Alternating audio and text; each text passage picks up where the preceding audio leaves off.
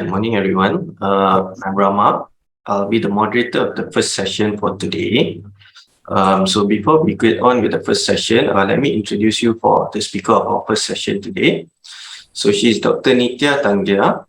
She's been working in this research field for the past 12 years.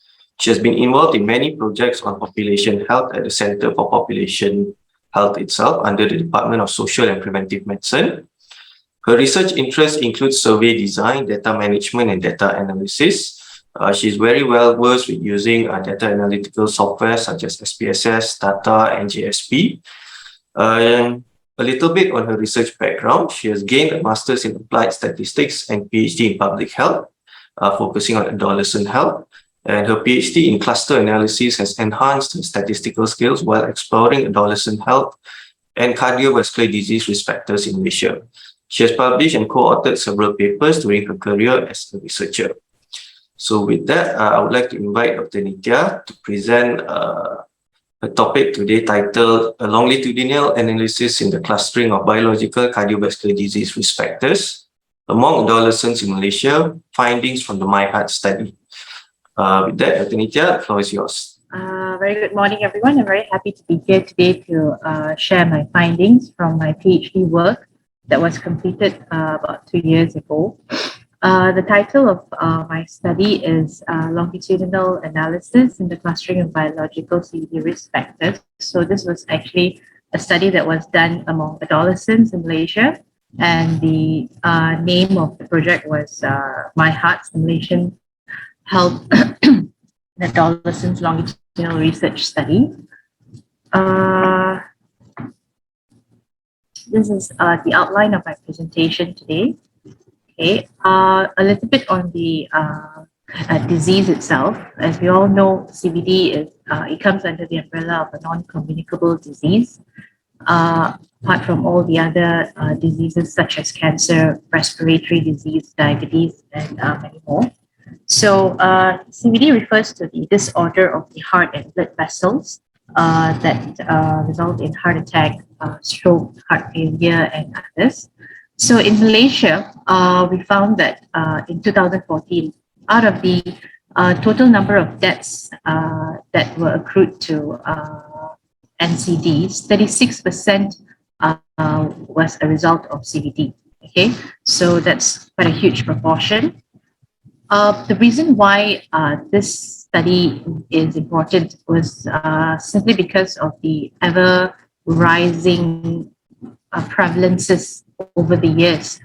If you look at the results from NHMS 2015 and 2019, the prevalence of hypertension was at 30%, hypercholesterolemia was at 38%, overweight obesity was at 50%, and that's like every 2 adults, you have 1 person who's overweight or obese.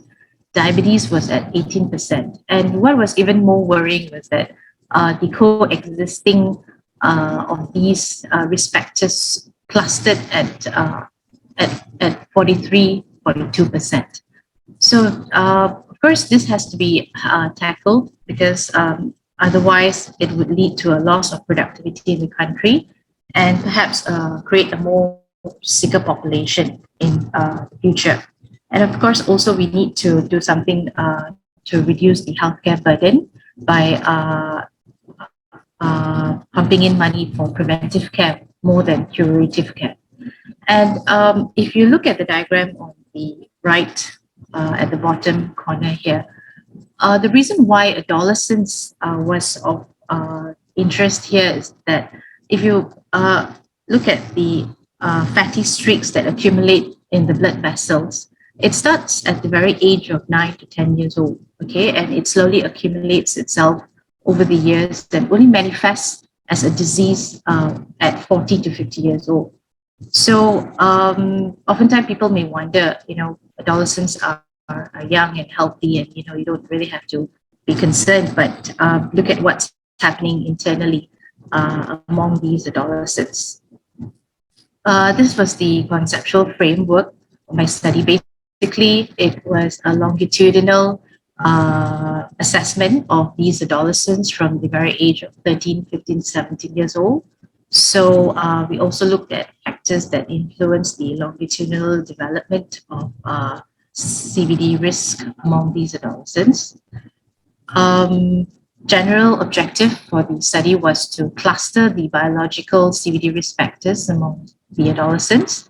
Specific objective was mainly to cluster the risk factors at the age of 13, 15, and 17, as well as the second objective was to track the single and clustered biological CVD risk factors. And the third objective was to look at the longitudinal relationship, which means what were the factors that had a causal effect on the CVD risk factors. Okay, this is the methodology of the study. So as I mentioned earlier, we targeted the secondary school students in Malaysia, in Peninsular Malaysia specifically. So we looked at, initially the baseline was among the 13-year-olds in 2012, and then we followed up with them when they reached 15 years, and again when they reached 17 years. And so the study took about 5 years, from 2012 to 2016. The study area, 3 states were chosen, namely Perak, Selangor, and Kuala Lumpur. And the population that was, the sample size that was needed for the study was about 1,500. But eventually, the follow-up cases we only ended up with about 637 of them. So basically, this 637 was actually used to look at the longitudinal development in terms of CVD risk factors.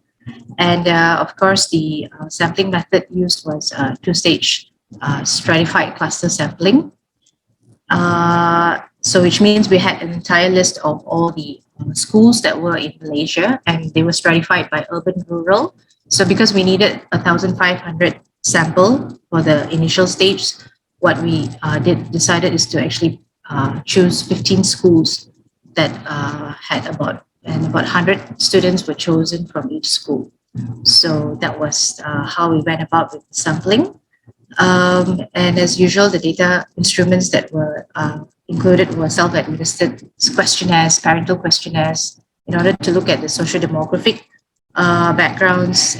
And we also did clinical blood tests and anthropometric measurements to collect the clinical profiles of these students. The statistical analysis involved were a 2-stage hierarchical and k-means cluster analysis. Not a very popular method, but it can be very useful in terms of clustering. Also, in terms of longitudinal assessment, we use the generalized estimating equations. Okay, so this was the very first paper that was published with regards to the MyHeARTs project, among like more than 20 other papers that was eventually published.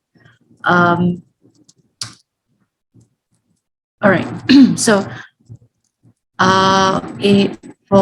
allow me to briefly show you what were the clustering method and tracking method that was used. So 8 different risk factors were actually identified. If you look at the biological CVD risk factors here, we took up systolic, diastolic blood pressure. The lipid profile was total cholesterol to high density lipoprotein, HDL, LDL, triglyceride, as well as body composition was waist circumference and body fat. So what was done was that, let's say for each adolescent, right, we have all these 8 CVD risk factors for this adolescent. So they may be high on certain risk factors or have low measurements on certain risk factors. So the clustering helped to actually categorize if this adolescent, whether they belong to a high risk cluster, a medium risk cluster, or a low risk cluster. So high means possibly that this adolescent had high readings on all these aspects of the CVD risk factors, and medium perhaps a combination of high and low readings, and low means probably this is a healthy adolescent. So we need to figure out a way how to combine all these aspects of CVD risk factors for every adolescent. And if you look at this, the GIF on the top here, so basically all the adolescents, these are all the observations based on all 8 risk factors. So all of them who had high readings or high measurements on CVD risk factors were grouped into the same category. And because you can actually easily do it using one by recoding or retransforming using one single risk factor. But if you have many risk factors, so you need to use the method called clustering. And so this was the longitudinal effect. So the outcome of the study was the CVD risk score, where I took a z-score of all the 8 CVD risk factors and took a mean of the z-scores. And then the independent factors were lifestyle-related risk factors, including modifiable and non-modifiable risk factors using the GEE.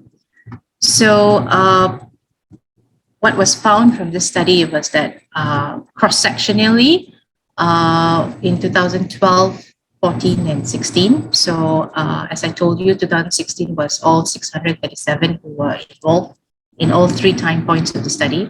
So basically I found that about the majority of the sample consisted of females and Malays, as well as quite a number of them were from the urban schools more than rural schools. In terms of household income, majority of them were from household with less than 1,500 income, and their parents, the fathers, were of upper secondary education, and of course they were also, most of them were employed. And most importantly, in terms of risk factors, systolic and diastolic blood pressure seem to be on the high side for males more than females, cross-sectionally in each time point. And in terms of lipid profile, it was a combination of all these risk factors. And body composition, in terms of body fat, it seemed to be on the higher side for females in all 3 time points. Okay, so in answering the first objective, after clustering every adolescent into either high, medium, low risk cluster, right? So what was found that cross-sectionally in every year in 2012, 2014, 2016, we found that at least about 20 to 25% of these adolescents seem to be in high-risk clusters. So that's quite a disturbing prevalence, because 20 to 25 is quite high, because it only goes to show that these adolescents, at least 20 to 25% of them were actually in high-risk clusters, which means they had high readings or high measurements on all these risk factors. And this was quite worrisome. Okay, and when we looked at the z-scores, we found that these adolescents who were in high-risk factors were statistically significantly higher compared to the adolescents who were in low and medium risk clusters. So there are at least about 20 to 25. And although this study cannot quite be generalized to the entire country, but it is quite worrisome to look at the figures. And when we track the clustered risk factors over time, if you look at this bar charts in red here, from 13 to 15-year-old, we found that about 13% of them remained in high-risk clusters. That means when they were at 13 years old, they were in a high-risk cluster, and then when they went to 15 years old, they still remained in high-risk clusters. And similarly, in 15 years old to 17 years old, about the same number of them still remained in high-risk clusters. And what was also worrying was that those who actually moved to adverse cluster profiles, where you move from a lower risk cluster to a higher risk cluster. So you have about 15% in moving to adverse cluster transitions from 13 to 15 years old, and about 20% from 15 to 17 years old. The Kappa readings were quite high as well. It shows that there were rampant transitions going on. All the adolescents are moving from low to high, from high to low over the years. And this is also quite an interesting finding. logistic regression model was used to actually identify what were the odds of remaining in a high-risk cluster when you're already at a high-risk cluster in the year prior to that. So from my findings here, I found, and this was also controlled for all the socio-demographic factors. So if you're at high risk at 13 years old, the chances of you still remaining at high risk at 15 years old was 33 times more. And similarly, at 15 years old, if you are at high risk at 15, the chances of you being remaining at high risk was 31 times more. And these were all significant. These findings were all significant, right? I'd like to show you the difference in comparing the methods of clustering. So if you look here, the first method, because I was wondering if, the clustering was actually showing what it was intending to show. So I actually cross-checked with the two other different methods where I summed the standardized scores of all these risk factors and dichotomized it into more than one standard deviation and less than one standard deviation. The other method used, which is actually quite a common method in most literatures, were actually to number the risk factors. So those with more than 3 or more risk factors were considered as high risk, and those with less than 3 factors were considered as low risk. And of course, the k-means cluster that I had actually used for the study. So we found that the numbers, the prevalences were actually underreported. So if you look at the method using k-means, the prevalences were very much higher compared to other methods. It was much lower. So using clustering actually identifies, it doesn't allow for dichotomization, which is quite rigid. So k-means cluster perhaps gives paint a better picture of what's happening in the background. This is the results of the longitudinal relationship. So what was done was we looked at the factors, if the lifestyle related factors, mainly physical fitness, physical activity, dietary intake, and BMI, actually had an impact on controlling your CVD risk among these adolescents over time. So this method called generalized estimating equation is specifically used for longitudinal analysis.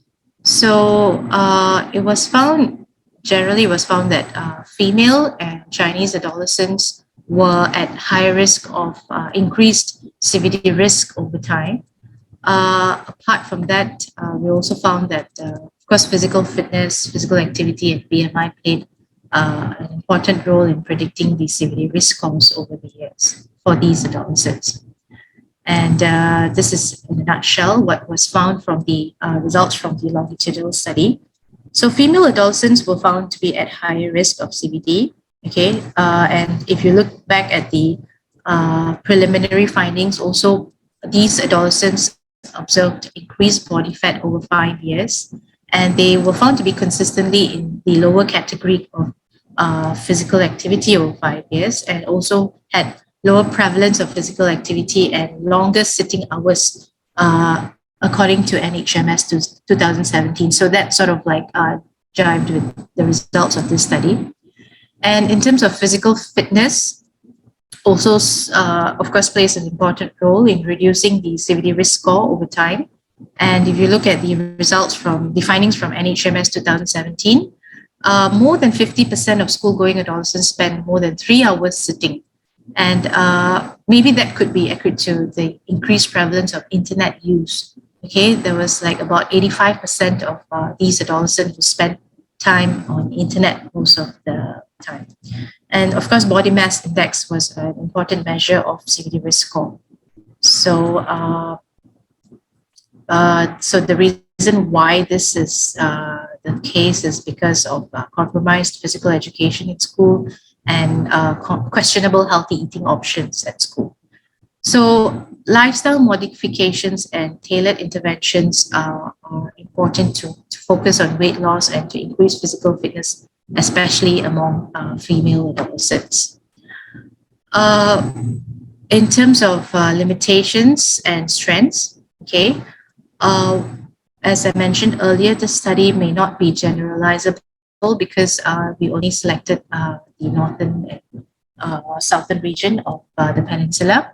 And maybe if we had a longer duration of the study, we believe that we could have found more significant lifestyle-related risk factors, because the dietary intake seemed to be not playing an important role in this aspect of the longitudinal study, which was a sort of like a limitation.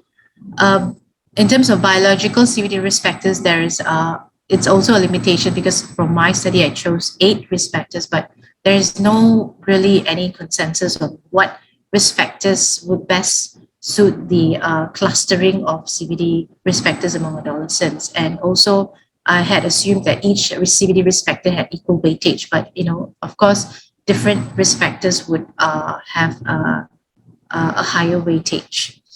And in terms of strengths, this is actually the first study that was conducted in Malaysia on clustering, as well as to measure as well as it's the first cohort study that was conducted in Malaysia. And in terms of longitudinal measurements, also it was an advantage to analyze the CVD risk factors among adolescents. And the use of cluster analysis rather than dichotomizing the variables were also an advantage of the study. So in conclusion, clustering indeed seems to be a better option or the way to go for grouping adolescents who are at risk with similar characteristics and homogeneous with one another. I did find a sizable number of Malaysian adolescents who either remained in persistently in high-risk clusters or have moved to adverse profile transitions. I'd like to highlight again the numbers. There were about 20 to 25% of them who were in high-risk clusters, and about 13% of them who remained in high-risk clusters over the 5-year period of their secondary schooling. And also physical fitness, physical activity, and BMI seems to be the common factors that influence the within adolescent change in CVD risk factors, CVD risk score over time. So more emphasis should be given on these lifestyle-related risk factors. These are some of the public health recommendations. Of course, we need to provide more healthy meals in schools. Okay. The Malaysian healthy plate is not foreign to all of us. Also, maybe we can have calorie tags in the canteen, and perhaps reward these canteen operators with if they were to come up with better systems or more healthier eating options. And we definitely have to strengthen the current physical education program in schools, because sad to say that PE is a subject that is which is at the bottom list. Other subjects are given more priority more than physical education. Thirdly, we could elect student health ambassadors, like have a role model in school who was good in all aspects of curriculum activities and as well as academia. We can engage lifestyle coach in schools, like maybe have a nutritionist or dietitian stationed in schools every monthly or every weekly in order to monitor the physical fitness and BMI of students in schools. Initiate a CVD health monitoring or surveillance system. We can also provide targeted intervention for identified groups. Like you see from my study, I found that female adolescents who are Chinese are actually more at risk of CVD over time. So rather than having a population-based study which may incur unnecessary costs, we could actually just target these group of adolescents instead. I'd like to acknowledge the team from the MyHeARTs. The principal investigator is from Hazrin, as well as all the other co-investigators.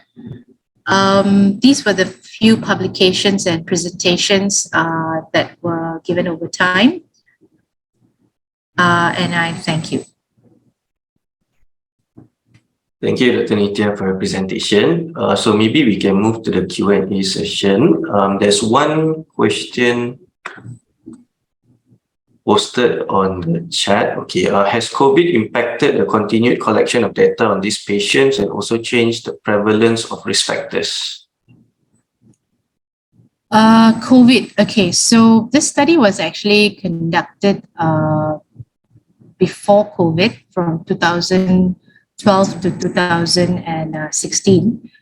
But of course, if we were to have had continued the data collection, it would have definitely impacted the study in many ways. And but we were lucky enough to actually get even 600 at that time. But the COVID in play, I think we would have got even lesser than that.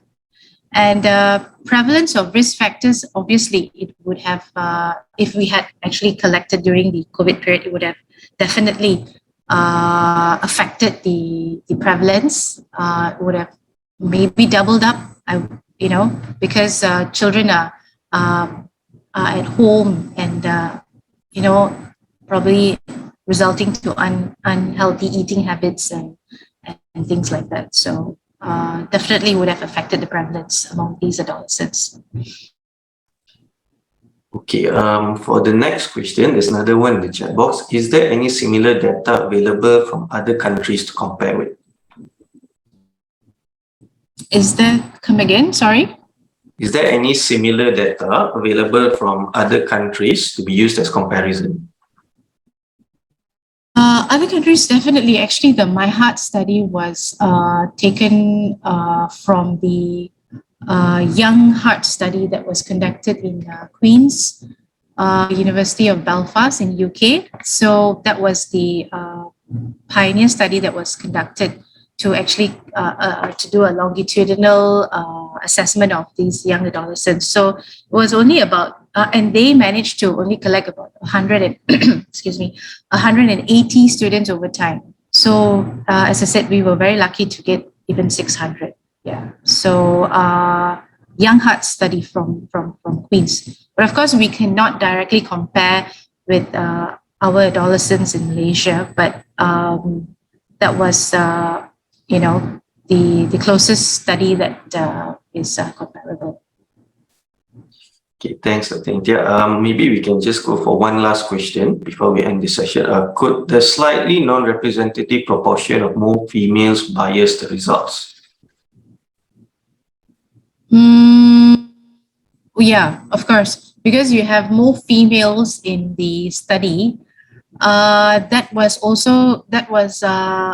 actually for my study, what was done was we had weightage. So weightage would have actually taken care of the different proportions, because we needed to weight each adolescent based on their locality, their as well as gender as well. So that would have taken care of the difference in proportion. Yeah. So weightage is actually important, especially when you have a multi-stage sampling study. So you need to actually apply the weights for these adolescents. So each adolescent will actually represent the actual number of adolescents in the country. Yeah. Okay, thank you, Dr. Nithiah. I think that was the last question. With that, probably we can end the first part of today's webinar. Then I'll pass over the floor to Prof. Azlina to continue. Thank you. Thank you. Thank you.